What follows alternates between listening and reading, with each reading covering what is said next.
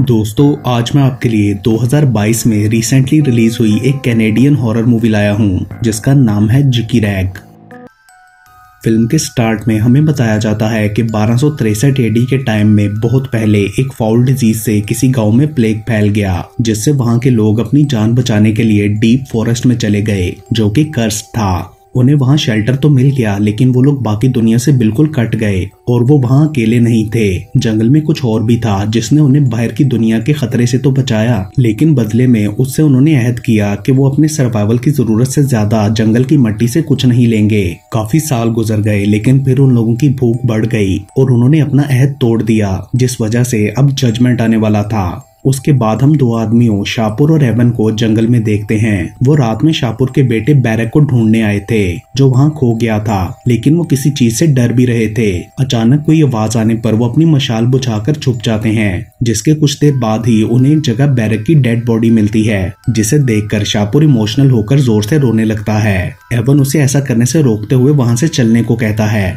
मगर वो बैरक को छोड़कर नहीं जाना चाहता था, इसलिए वो उसे भी घसीटते हुए साथ ले जाने लगते हैं। मगर अचानक उसका सर गायब हो जाता है, जिसके बाद वो दोनों डरते हुए वहां से भाग जाते हैं। दूसरी तरफ हम कुछ लेडीज को देखते हैं जो शायद उन लोगों के लिए प्रे कर रही थीं। तभी एवन शापुर को लेकर वहां पहुंच जाता है जो बहुत ज्यादा जख्मी था। सब उन्हें देखकर परेशान हो जाते हैं। काफी डरावनी आवाजें भी आ रही थीं। ग्रुप की बूढ़ी औरत वोगा कहती है कि वो करीब ही है, और फिर वोगा एक लड़की लोविन के साथ मिलकर जल्दी वहां का गेट बंद कर देती है। ये सब उसी गांव के लोग थे जिन्होंने डीप फॉरेस्ट में अपना शेल्टर बनाया था, और वहां कुछ ऐसा था जिससे वो लोग डरते थे, शायद कोई कर्स। अगली सुबह वोगा और एवन गेट खोलते हैं और एलिस, एवन की बीवी, वहां से बाहर निकल जाती है। वो बाकी सबसे थोड़ी डिफरेंट लग रही थी। अंदर लोवेन और शापुर की बीवी मैर उसे ट्रीट कर रही थी। उसके बाद वो लोग उसके जख्मों को दागने जाते हैं तो एवन शापुर के कान में कुछ ऐसा कहता है कि वो गुस्से से चिल्लाने लगता है।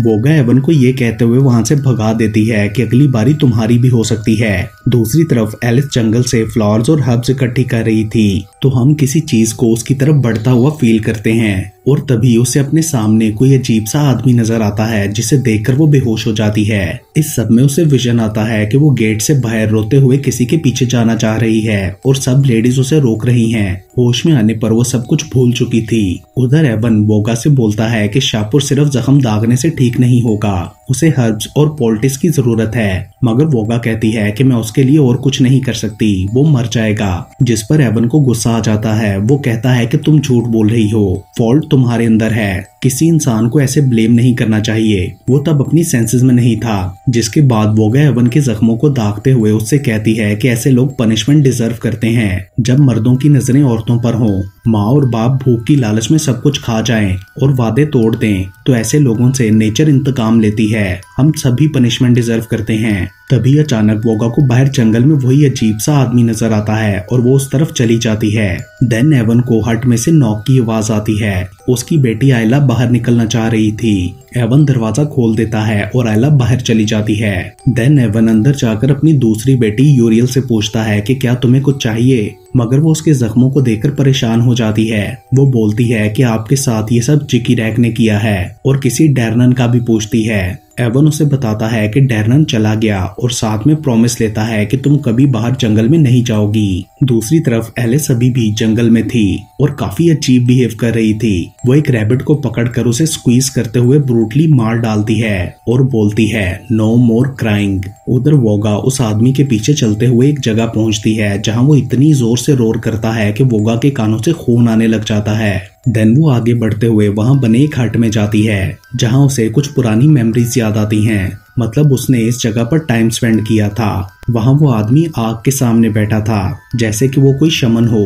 वोगा उससे पूछती है कि तुमने ये दोबारा क्यों ज्वाइन कर लिया, जो वर्ड्स हमें सिखाए गए थे क्या तुम्हें याद हैं? जिस पर शमन कहता है कि कुछ कुछ याद हैं। वोगा इमोशनल होकर कहती है कि इतने साल गुजर गए, मैंने तुम्हारे साय के अलावा कुछ नहीं देखा। हमें यहाँ से निकाल दिया गया और जल्द ही सब खत्म हो जाएगा, हम सब मर जाएंगे। जिस पर शमन कहता है तो मर जाओ। तब वोगा कहती है कि तुम जानते हो जिन्होंने कहा नहीं माना वो मट्टी में चले गए। वो क्रिएचर अंधेरे में रोर करता है। देन वोगा कहती है कि इतने बच्चों को उसने खा लिया, हमने एक ओथ लिया था, फिर तुम उससे पीछे क्यों हटे। यहाँ हम जान पाते हैं कि शायद ये शमन भी वोगा का कोई पुराना साथी था जो अब ऐसा हो चुका था।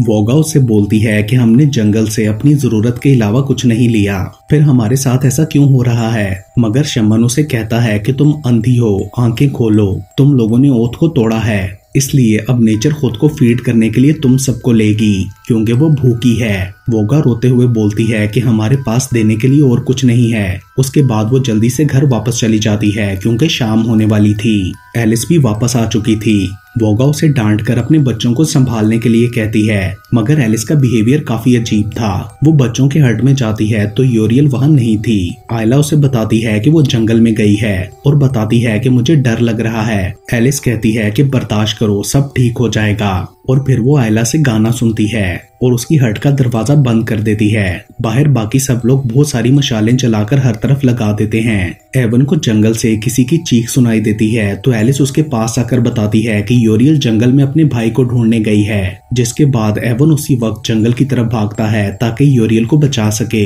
वहाँ उसे कुछ रूट्स पकड़ लेती हैं मगर वो खुद को छुड़वा लेता है। आगे डीप फॉरेस्ट में उसे यूरियल भी किसी रूट के साथ फंसी हुई मिलती है। एवन उसे छुड़वा कर जल्दी से भागते हुए घर पहुंच जाता है। उसके अंदर आने के बाद गेट बंद कर दिया जाता है और वोगा एक लास्ट मशाल को लगाती है, जिसके बाद वहां से कोई कर्ज सा हट जाता है। रात को वोगा मेयर से कहती है कि तुम आज आराम कर लो, मैं शाहपुर के पास रुकती हूँ। मेयर के जाने के बाद वोगा शाहपुर से कहती है कि तुम्हारी जिंदगी मजाक के अलावा कुछ नहीं, जो कि दिन ब दिन खराब होती जा रही है। शाहपुर उसे चुप रहने के लिए बोलता है और कहता है कि मेरी आइज साफ करो, मुझे सही से दिखाई नहीं दे रहा। वोगा देखती है कि उसकी आइज पूरी ब्लैक हो चुकी थीं। वो जोर जोर से कहने लगता है कि मुझे जाने दो, मगर वोगा उसका सांस बंद करके उसे मार डालती है। दूसरी तरफ बच्चों के हट में आयला के पास वही आदमी आता है जो उससे कहता है कि रिटर्न। उसके बाद ऐसा फील होता है जैसे आयला पोजेस हो चुकी है। वो दरवाजा खोलने की कोशिश करती है मगर नहीं खुलता, जिसके बाद वो बेड के नीचे से जमीन खोदने लगती है। अगली सुबह शाहपुर को मरा हुआ देखकर मेयर बहुत ज्यादा दुखी होती है, जिसके बाद वो सब प्रेयर्स करते हुए उसे दफनाने की तैयारी करते हैं। एवन को लगता था कि ये सब वोगा ने किया है, इसलिए उसका बिहेवियर उसके साथ रूड था। एवन की आइज भी काफी चेंज हो रही थीं। शाहपुर को दफनाते हुए वो उससे डरकर वहां से भाग जाता है और उसे वॉमिट भी आती है। शाहपुर की आइज फुल ब्लैक और ओपन थी और उसके जख्मों की जगह ग्रीनरी उग रही थी। उधर घर पर एलिस बच्चों के हट में जाती है तो आयला वहां नहीं होती और बेड के नीचे रास्ता बना हुआ था। एलिस वहां से कुछ बीच टाइप चीज भी उठाती है। यूरियल एलिस से पूछती है कि वो क्यों चली गई, तो एलिस उससे कहती है कि जिकी रैग आकर तुम्हारी भी सारी बोन्स ले जाएगा और फिर तुम मट्टी में मिलकर एक वीड बन जाओगी। जंगल में भागते हुए एवन को अपनी बॉडी पर बहुत ज्यादा इचिंग हो रही थी। वो एक ट्री के साथ अपनी बैक को रब करता है और देखता है कि उसके बाजू से कुछ वैक्स टाइप लिक्विड निकल रहा था। अचानक उसकी बैक डिमोनिकली स्ट्रेच हो जाती है और वो उस पर से एक मशरूम उतारता है जो शायद बैक में ग्रो कर गया था। उधर शाहपुर को दफनाने के बाद लोवेन मेयर से उसके लिए कोई स्पीच देने को कहती है, मगर वो बोलती है कि मेरे पास कहने को कुछ भी नहीं। और वो फिर अचानक से वोगा पर गुस्सा करने लगती है कि ये सब तुम्हारा कसूर है, तुम्हें शर्म आनी चाहिए। जिस पर वोगा हैरान होते हुए पूछती है कि मैंने क्या गलत किया। लोवेन मेयर को समझाने की कोशिश करती है मगर वो बोलती है कि वोगा ही हम सब पर डेथ का कर्ज लाई है। सबकी मौत की जिम्मेदार यही है क्योंकि मैंने इसे जंगल में एक आदमी के साथ जाते देखा था, मॉस और मट्टी का आदमी। और मेयर लोवेन से ये भी बोलती है कि वोगा अब तक जिंदा कैसे है, बाकियों की तरह ये क्यों नहीं मरी, क्या ये कोई विच है, इसने उस बीस्ट को सेड्यूस किया होगा सेम जैसे इसने मेरे हस्बैंड को भी सेड्यूस किया था। जिस पर वोगा कहती है कि तुम्हारा हस्बैंड खुद एक बीस्ट था और यहाँ के लिए वो एक बीमारी की तरह था, पता नहीं कितने बच्चों और औरतों को उसने तंग किया। फिर वो अपनी टांग के निशान दिखाते हुए बोलती है कि क्या तुम्हें ये झूठ लगते हैं, ये इंसान मट्टी के अंदर जाना ही डिजर्व करता था, वो लोग नहीं जो इसकी वजह से मट्टी में गए। मैं कोई विच नहीं हूँ, टाइम गुजरेगा तो मेरे मरने का भी वक्त आ जाएगा और ये तुम भी जानती हो कि तुम्हारा हस्बैंड क्या था। उधर एवन की बॉडी पर मशरूम्स उग रही थीं। उसकी हालत काफी खराब थी। वो घर जाकर यूरियल पर अटैक कर देता है क्योंकि शायद वो पोजेस हो चुका था। इससे पहले कि वो उसे मारता, लोवेन और वोगा आकर एवन को बेहोश करते हुए यूरियल को बचा लेती हैं। नेक्स्ट सीन में हम एक बाप और बेटी को उसी जंगल में भटकता हुआ देखते हैं। लड़की प्रेग्नेंट थी और उसकी डिलीवरी का टाइम करीब था। अचानक से उसे दर्द होने लगता है तो रेस्ट के लिए वो लोग एक जगह बैठ जाते हैं। आदमी बोलता है कि उसने ट्री लाइन के पीछे yellow and black eyed flowers को फॉलो करने का कहा था, मगर मुझे यहाँ ऐसे कोई फ्लावर्स नजर नहीं आ रहे। उन दोनों को शायद किसी एरिया से निकाल दिया गया था लड़की की वजह से, इसलिए वो अपने फादर से खुद को माफ करने का कहती है। वो अपने किसी एक्ट की वजह से बहुत ज्यादा शर्मिंदा थी। आदमी उसे समझाता है कि वो ऐसी बातें ना करे। तभी अचानक उसे वो फ्लावर्स नजर आ जाते हैं और वो उन्हें देखकर बहुत खुश होता है और गॉड से प्रे करता है कि आगे भी हमारे सफर को आसान बनाना। तभी वहाँ एलिस पहुंच जाती है और पूछती है कि तुम किससे प्रे कर रहे हो। वो आदमी ये सुनकर हैरान होता है और बोलता है कि मैं जीसस क्राइस्ट से प्रे कर रहा हूँ। स्ट्रेंजली एलिस उस लड़की को प्रेग्नेंट देखकर बहुत खुश होती है। आदमी उसे बेग करता है कि हमें अपने घर ले चलो, क्योंकि हम कई दिनों से जंगल में भटक रहे हैं और मेरी बेटी का डिलीवरी टाइम आने वाला है। जिसके बाद वो उन्हें अपने साथ ले जाती है। उसके पूछने पर आदमी बताता है कि हम एडनबरी से आए हैं और हमें वहां से निकले हुए 15 दिन हो चुके। उनके विलेज की तरफ जाते हुए अचानक से लड़की की कंडीशन खराब होने लगती है और वो दोनों उसे पकड़कर जल्दी से उधर ले जाते हैं। देन एक हट में उसे लिटा दिया जाता है।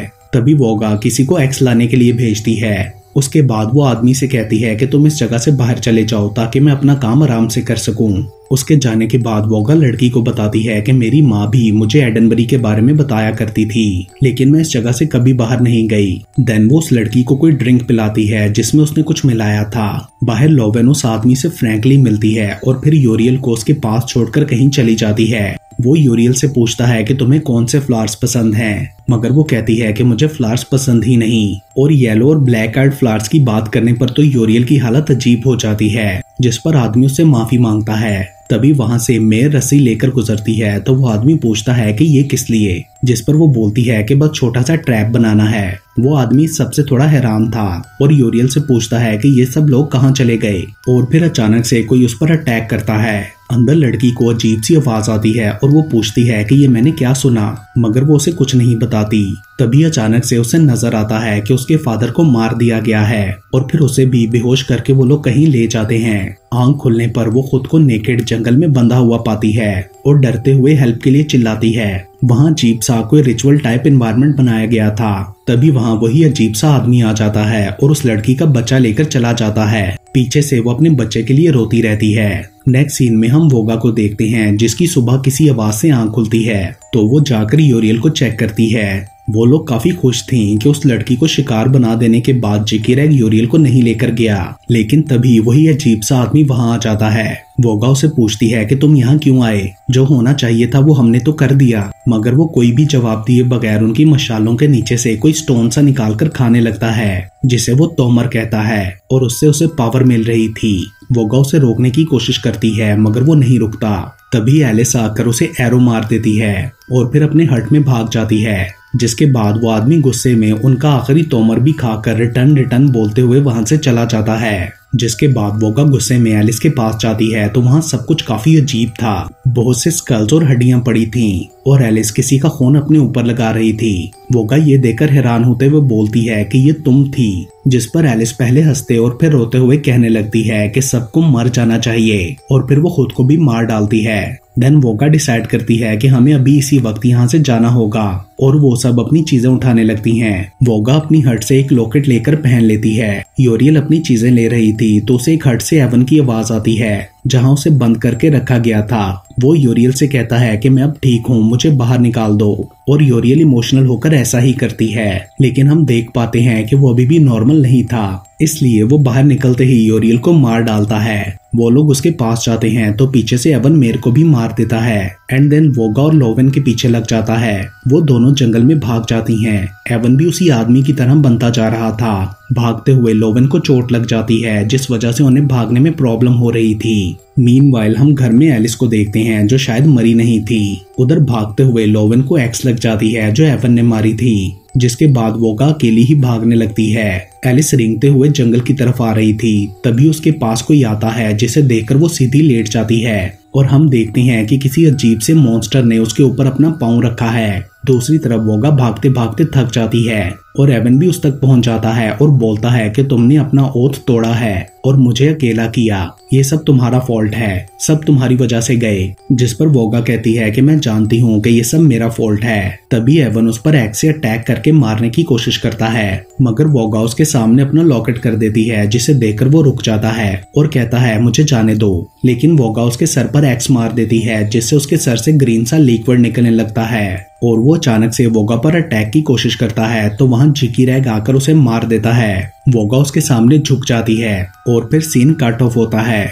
लास्ट सीन में हम वोगा को उसी जंगल में अजीब से गेटअप में कुछ करते हुए देखते हैं। शायद अब जिकी रैग के लिए उसने शमन की जगह ले ली थी और इसके साथ ही ये मूवी खत्म हो जाती है। दोस्तों, इस मूवी की स्टोरी थोड़ी कंफ्यूजिंग थी, इसलिए इसको प्रॉपर्ली एक्सप्लेन नहीं किया जा सका, क्योंकि मूवी में कुछ पॉइंट्स को क्लियर किया ही नहीं गया, जैसे कि जिकी रैग का एम क्या था और वो येलो और ब्लैक आर्ट फ्लावर्स किस लिए थे। लेकिन आई होप कि आपको फिर भी मेरी एक्सप्लेनेशन पसंद आई होगी।